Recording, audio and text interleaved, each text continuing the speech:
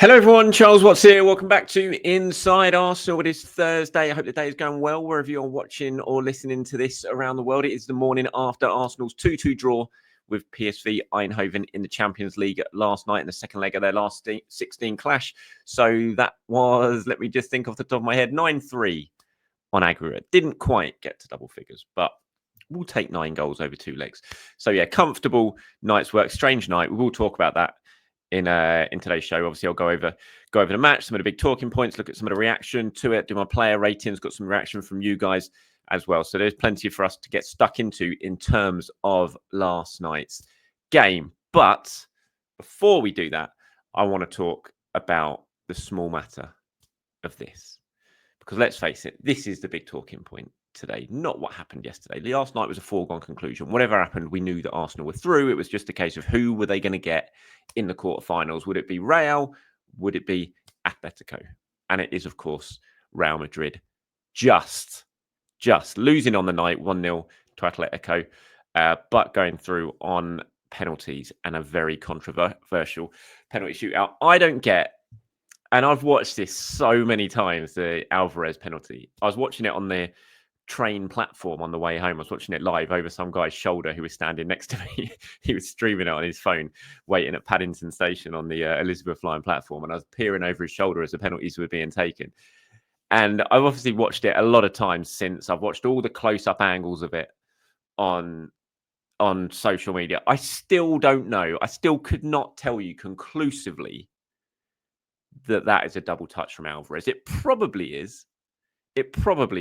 But even in the most slowed down, close up, pixelated versions of it that I've seen, I can't tell for 100%. I don't know how they can tell that's 100%. I know people have said, oh, there's a chip in the ball. There wasn't a chip in the ball. UEFA have admitted that. There was no chip in the ball that told them whether it was 1 or 2 touches.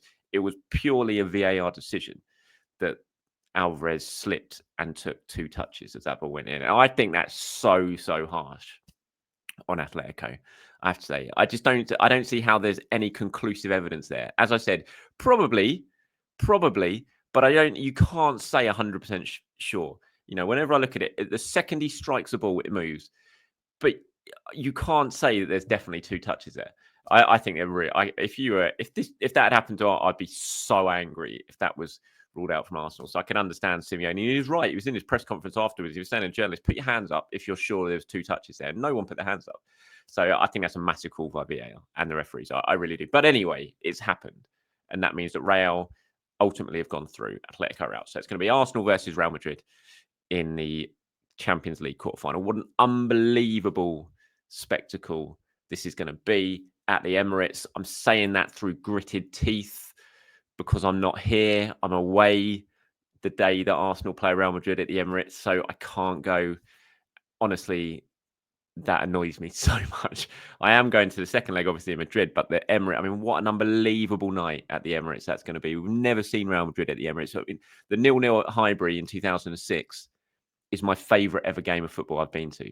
Highbury that night, it was so magical. Even though there was no goals, it was the most tense, unbelievable game. And it's my favourite ever football match I've been to.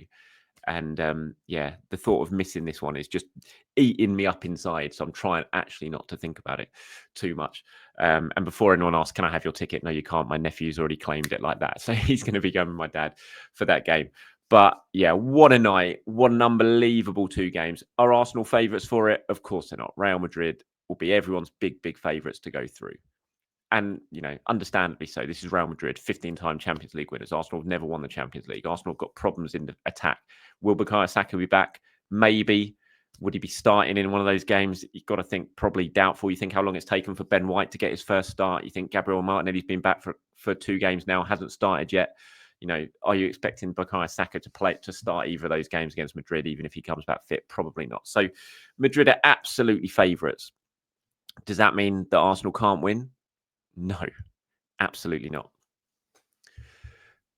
I mentioned 2006 there, and you know, you look at Arsenal's problems in attack. Why everyone's going to say Arsenal can't win this game, and I can understand it. But you go back to 2006, and I know we had Henry, which is a massive, massive difference, obviously, as he proved with his goal in the Bernabeu.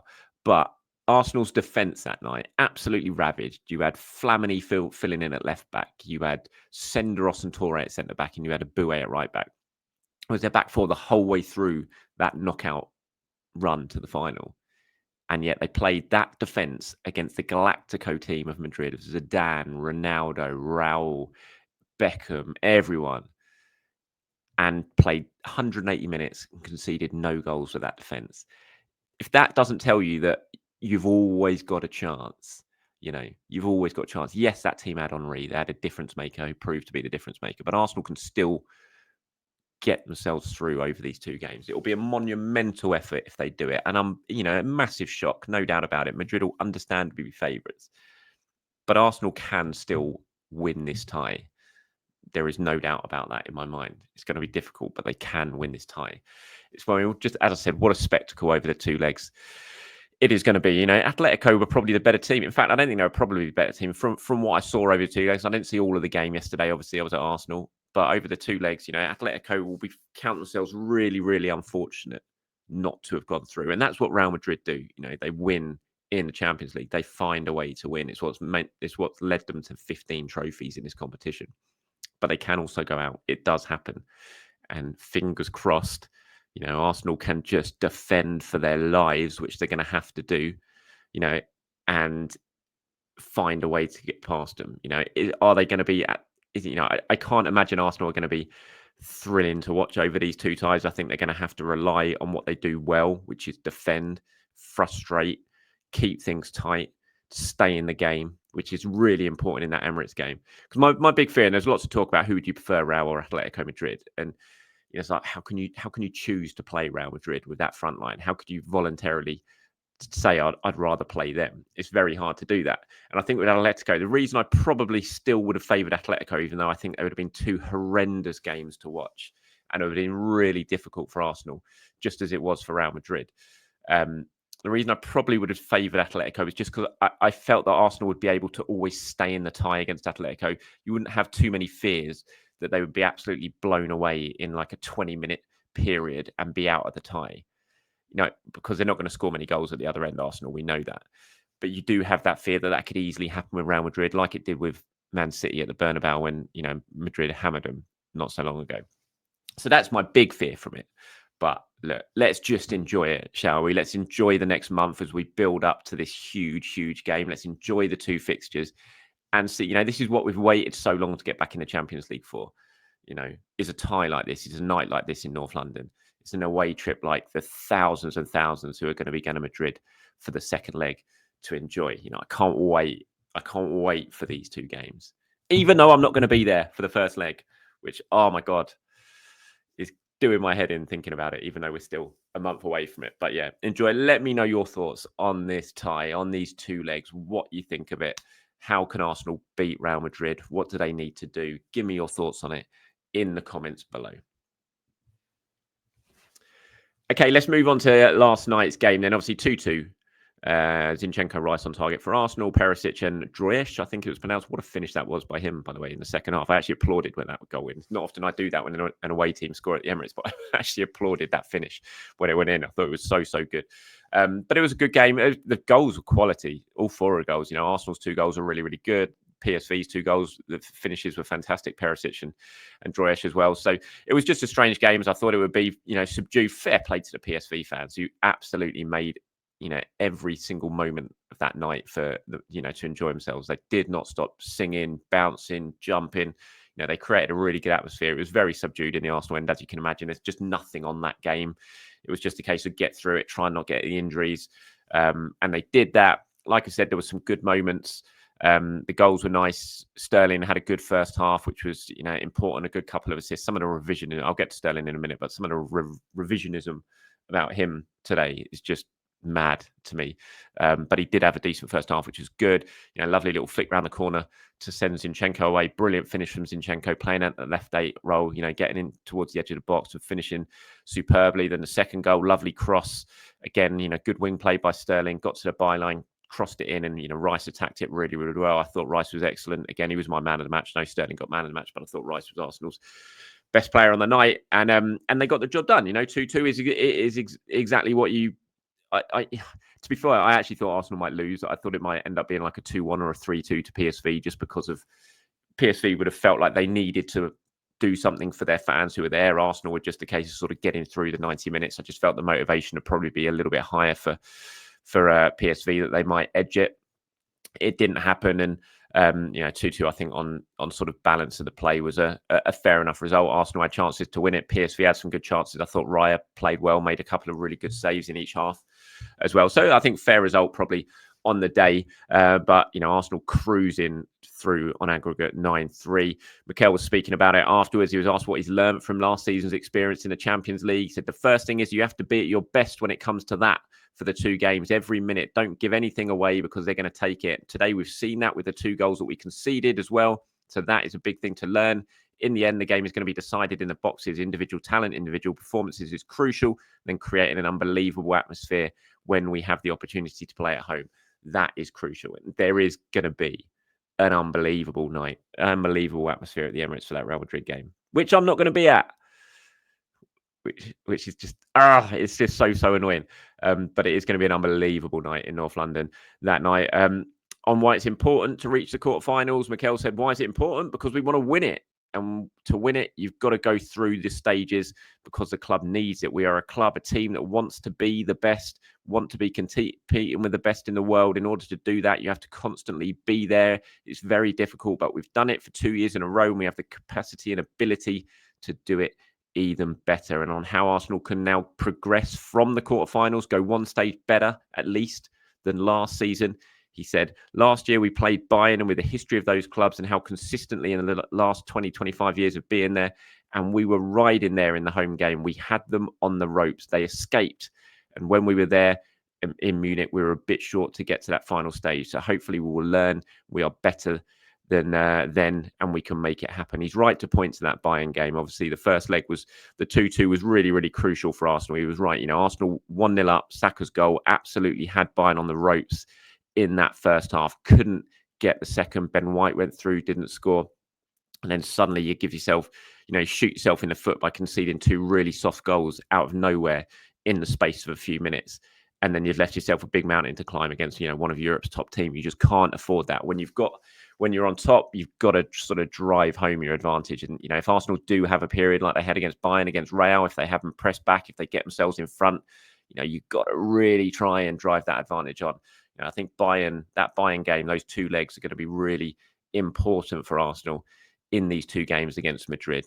They were a learning experience. You can point back to them and say, this is where we let things slip. We can't allow something similar to happen if we put ourselves in a similar position against Madrid. Raheem Sterling. I thought it was a good night. I think some of the stuff has been over the top on Sterling. He had a good first half. I thought in the second half, largely he kind of reverted to type a little bit. I thought he was poor, to be honest. Got away with a few things. I think he was tired, which is no surprise because he hasn't played much football. But right in front of me, a couple of things when he just sort of stood still on the edge of his own penalty area and let the PSV guy sort of get in front of him was just odd. But first half, promising signs, which is good to see. He's involved in both goals. Nice assist for Zinchenko. Really good wing play for the second goal, which is what you want from Raheem Sterling. He earned himself the UEFA Man of the Match with the 2 assists, which, again, will be a big confidence boost, you would think, for him. We saw him talking in his TNT interview afterwards. We're saying that he still feels like he's got plenty to give to this Arsenal team, and, silver linings and everything. We've been kind of need something to cling on to. And hopefully this can be the start of a good sort of little spell towards the end of the season for Sterling. He can start to offer Arsenal something, because so far he's offered Arsenal nothing. And as I said earlier, some of the revisionism I've seen on Sterling, like surely this shows that he should have played more, which is just frankly rubbish, because that's just not the case. He's been given plenty of opportunities. He's had over 20 appearances for Arsenal, and he's stunk the place out in almost every single one of those appearances. He's been so below the standard required to be playing and to get chance. No one complained when Tierney, a left back, came on ahead of him as a left winger at Old Trafford, which tells its own story. A 17-year-old Ethan Nwaneri has breezed past him with his own performances. The only reason Sterling has fallen so far down the pecking order is because he hasn't been anywhere near the standard required in every single opportunity he's been given. He's been given plenty of opportunities and he hasn't taken them. So to sort of look at it now and say, "Oh, last night showed that he should have played more, that he should be playing more," it's just frankly just not correct. It's rubbish. What last night hopefully is a stepping stone to have a good second, last 2 months, whatever it is, of Arsenal. So he even got himself booked yesterday, which is annoying. Again, I've seen people say, "Oh, it's rotten luck." It's not rotten luck. It was a stupid tackle. You're one yellow card away from a suspension. You know that, and you in the last seconds of the game, you lunge in like that and get yourself booked. I mean, you're suspended for the first leg of the quarterfinals. That's not down to luck. That was down to really poor play by an experienced player who has now got himself banned. So I don't look at that as unlucky either. So, yeah, hopefully it can be a stepping stone. There were promising signs because Arsenal need Raheem Sterling. They've needed him all season and he hasn't been there because whenever he's been asked to deliver something, he's not delivered it. Hopefully now this might kickstart him into actually delivering something for Arsenal and proving his worth when he is given an opportunity. So, yeah, definitely promising signs, but let's not dive into the depths of revisionism here. But when it comes to Raheem Sterling, there's only one person to blame for him not getting more minutes than he's been given, and that's himself and his own performances so far. Mikel, speaking about Sterling, said, "I was very happy for him." A lot of individuals as well that haven't had a lot of minutes recently. We could tell in the second half that we lacked physical capabilities to make certain efforts and runs and certain arrivals into certain spaces in the right time. But overall, very happy that they got the minutes and they responded. Yeah, there's definitely a fall off in that second half. They were tired, I think, Sterling and others as well. On Sterling's confidence after getting a couple of assists, he said, "Yeah, in the second one," and then he does the last final action as well, that he can score. The keeper makes a save, and the way he tracked back as well after the corner in the last action when he got booked, that's the kind of player that we want to see. See, that was good, the fact he did track back for that last corner, but then he didn't need to make that foul and get himself suspended. For an experienced player, I thought that was a stupid thing to do. Yeah, that's the sort of thing Arteta will love, seeing someone like Sterling tracking back and getting himself into his own half deep into injury time when Arsenal would sort of turn the ball over from a corner. But stay on your feet, don't get yourself booked and suspended for the second game. So yeah, that was my thoughts on Sterling. Good performance, certainly in the first half, promising signs. Let's just hope he can sort of build on it now, because Arsenal certainly need him and need more of that from him over the next few weeks. Okay, player ratings wise, this is what I've gone for yesterday. I gave Raya a 7. To be fair, I could have given Raya an 8. I thought Raya was a good performer for Arsenal yesterday. Made some really good saves, both in the first half and in the second half, to deny PSV. So I've given him a 7, but maybe sort of thinking about it now off the cuff, I should maybe have given him an 8. White, I thought, looked very, very rusty, especially in the first half, which is no surprise. It was his first start in about 5 months or whatever it is. So no surprise he's rusty. It was good to see him back and getting minutes, so that will do him good.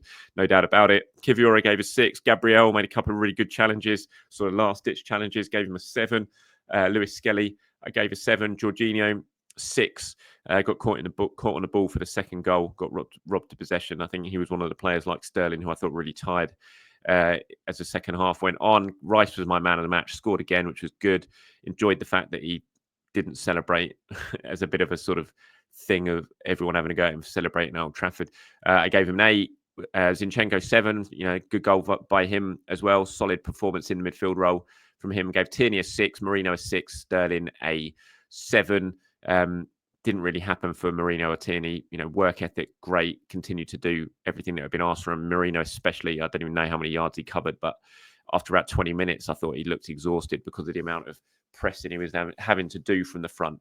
But in the sort of in terms of threat, offering any threat as a striker, just didn't do that at all really for me. So I gave those two a 6 each. Obviously, there were some substitutes who came on at bits and pieces during the second half, but no one really stood out from them. Although Calafiori had that lovely little play with Lewis Skelly down the left that ended with a shot that Calafiori had saved.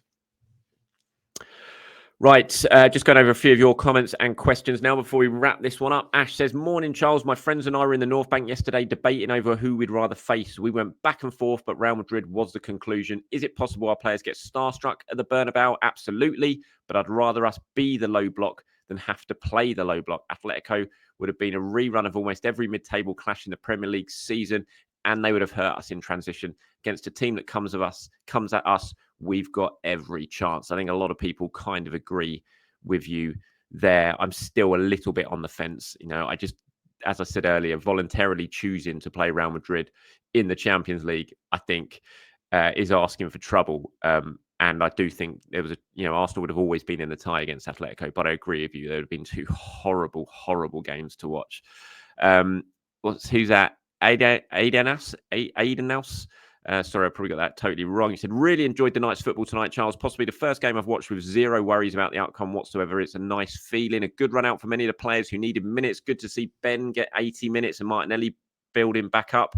The Madrid derby was an intense game with penalty madness. Still not convinced Alvarez touched the ball twice, but might not have seen the right angle. Really looking forward to the next few weeks now. A double dose of Real Madrid for both the men's and women's teams. Of course, it is a double header against Madrid when it comes to the Champions League and Arsenal, both men and women coming up. Massive, massive games. Charlie says, I'm worried this Real Madrid tie will have consequences beyond our likely Champions League exit. The Madrid-based press is going to ramp up the Saliba talk even more, and I'm worried that once he has a taste of playing at the Bernabeu, he'll want to experience that again as a Real player. Nothing we can really do about that. Hopefully not. As you know, we saw Saliba saying what he said in the press conference ahead of yesterday's game. We just got to take him on the word for that he is very happy, that he does want to stay. We'll have to wait and see. But I get what you're saying, Charlie. Sam says, absolute mania from Raheem tonight. Impressive first half, absolutely whack second half. In some ways, even though he gave the ball away being asleep, should have been sent off. He was at least trying super hard. I felt like he was alive again. Even if we can rely on him to be dynamic off the bench, that would be better than the empty space he's currently been offering. And AFC Cape Town says, thoughts on the predictable happening, Kabia and Oyedeji not getting a sniff. Yeah, that was disappointing. As you said, it was predictable. I was hoping, especially from Nathan's, especially for Nathan, that maybe he'd be rewarded for the work he's done sort of behind the scenes over the last couple of months with some minutes. That wasn't the case. I say, I can understand a lot of the substitutions. Timber needed to come on. Ben White needed to go off. Martinelli definitely needed some minutes as well as he's building back up. But yeah, I would have liked to see Nathan come on. I had to say, I did think that was a bit of a shame. I was constantly looking over the touchline, waiting to see if it would happen. It didn't.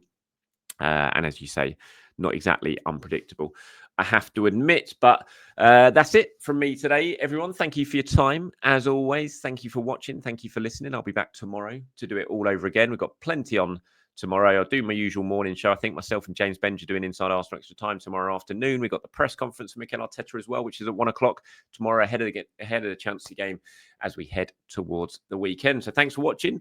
Thanks for listening, and I'll speak to you soon. Bye-bye.